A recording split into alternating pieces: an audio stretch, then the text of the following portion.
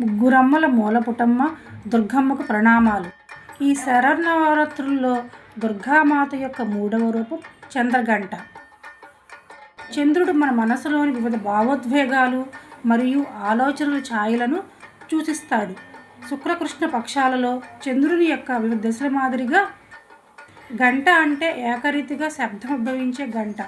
మీరు దాన్ని ఎలా భోగించినా గంట నుండి ఒకే రకమైన శబ్దం వస్తుంది. చెల్లాచెదురుగా ఉన్న మనసు వివిధ ఆలోచనలు మరియు భావోద్వేగాలలో చిక్కుకున్నప్పుడు అది మనలోని దైవిక శక్తిని ఉత్పత్తి చేస్తుంది. అది ఏకరీతిగా మారుతుంది మరియు పైకి లేస్తుంది. చంద్రగంట అంటే ఇదే. ఆమె పేరుకు అక్షరాల అర్థం చంద్రుని గంట. మన మనసు నుండి పారిపోకూడదు, ఎందుకంటే మనసు కూడా మాత యొక్క రూపం మరియు అభివ్యక్తీకరణే. మాత మనలోని దుఃఖం, ఆకలి మరియు శాంతి రూపాల్లో కూడా ఉంటుంది.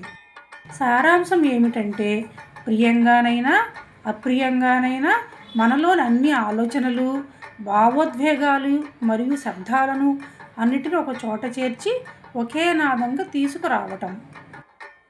దుర్గామాతకి చంద్రగంట అనే పేరు వెనుకున్న అర్థం ఇదే. మీ అందరికీ దుర్గామాత ఆశీస్సులు లభించుగాక.